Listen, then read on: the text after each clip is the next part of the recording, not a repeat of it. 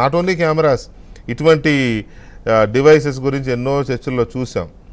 కానీ వీటికి ఎక్కడ ఇప్పుడు మామూలుగా మేము జర్నలిజం ప్రొఫెషన్లో చాలామంది ఇన్వెస్టిగేషన్ స్టోరీల కోసం వాడుతూ ఉంటారు హిడెన్ కెమెరాలని, బటన్ కెమెరాలని, పెన్ను కెమెరాలని, ఈ దరిద్రం అంతా ఏదో ఉంటుంది.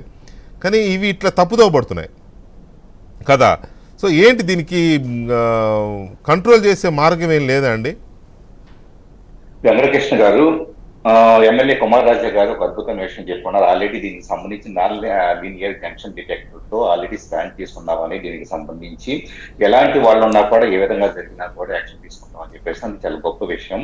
ఖచ్చితంగా ఇది ప్రాపర్ గా ముందుకు వెళ్తుందని ఆశిస్తూ ఉన్నాను. At the same time Krishna Kumar గారు ఒక మంచి ఇన్పుట్స్ ఇచ్చున్నారు. ఇక్కడ మీరు అన్నట్లు వెంకటకృష్ణ గారు, ఇక్కడ 2 మెరిట్స్ నేను చాలా క్లియర్ గా చెప్పదలుచుకున్నాను. ఒకటి, ఇప్పటిదాకా విద్యా వ్యవస్థ నడిచిన విధానం ఒక రకమైతే, ఇప్పటిదాకా ఒక కాలేజీకో స్కూల్కో వీటన్నిటి పర్మిషన్స్ ఇవ్వాలంటే అక్కడ ఎన్ని సీట్లు ఉన్నాయి, అలాగే ల్యాబ్ ఫెసిలిటీ ఉందా, లెక్చర్స్ కరెక్ట్ గా ఉన్నారా, ఇలాగే వీటన్నిటి గురించి ఆసరాగా చేసుకొని మాత్రమే పర్మిషన్ ఇవ్వాలా లేదా అని చెప్పేసి నడుస్తూ ఉంది.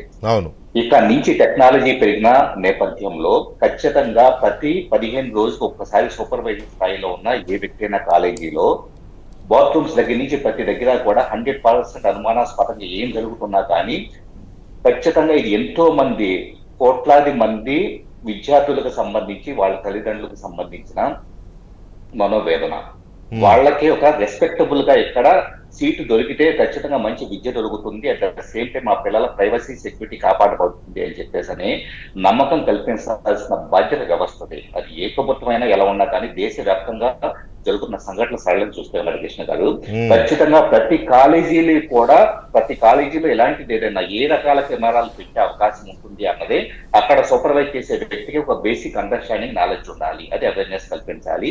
10-15 రోజులకి వాళ్ళు ఒక ఆడిట్, సెక్యూరిటీ ఆడిట్ ఎలాగైతే చేయబడుతూ ఉంటుందో సెక్యూరిటీ ఆడిట్ చేస్తూ ఆడిట్ విద్యాశాఖలో ఉండే ఒక వ్యక్తికి ఆ పరిధిలో ఉండే కాలేజీలన్నీ కూడా రెగ్యులర్ గా నివేదించేలాగా, అప్పుడు మాత్రమే నెక్స్ట్ పర్మిషన్ ఇవ్వాలా లేదా అనేది పునఃపరిశీలించేలాగా చేసే ఏర్పాటు అనేది ఒకటి మోస్ట్ ఇంపార్టెంట్. ఎలాగైతే ఫుడ్ కొనే వాటికి ఇలాంటి వాటికే మన ఐఎస్ఐ మార్కులు లేకపోతే కనుక ఈ టైప్ మనం చూస్తూ ఉంటాం. కాలేజీలకి సెక్యూరిటీ ప్రైవసీ గురించి కూడా ఒక ఏర్పాటు ఉండాల్సిన అవసరం ఈ రోజు ఉంది.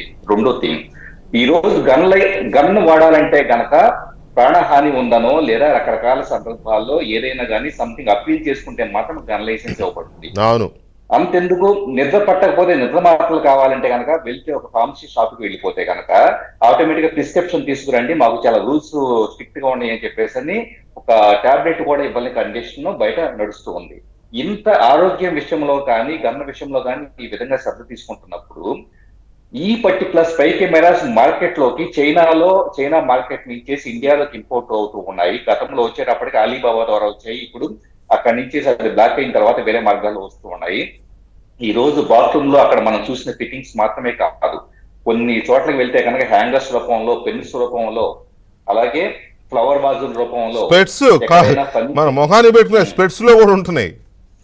స్పెట్స్ రూపంలోనూ, అంటే పూర్తిగా అన్ని రకాల ఫామ్ ఫ్యాక్టర్స్ ఇది కెమెరానా కాదా అని చెప్పేసి మనం గుర్తించడానికి లేనంతగా కూడా కెమెరాలు వస్తూ ఉన్నప్పుడు ఇండియాలోకి కెమెరా అనేది స్పై కెమెరా ఎవరైనా అమ్మాలన్నా కానీ కొనాలన్నా కానీ ఎవరు అమ్ముతున్నారు, ఎవరు కొంటున్నారు, సో కొన్న వ్యక్తులు ఏ పర్పస్ కోసం కొంటున్నారు, అలా రికార్డ్ చేయబడిన ఫుటేజ్ ఏ పర్పస్ కోసం వాడతారు, ఎంతకాలం పాటు మెయింటైన్ చేస్తారు, అది డిస్ట్రాయ్ చేస్తారా, అది కేవలం వాళ్ళ ఆఫీస్ పర్పస్ కోసం వాడుతున్నారా, ఈ టైప్ ఆఫ్ నిఘా అనేది.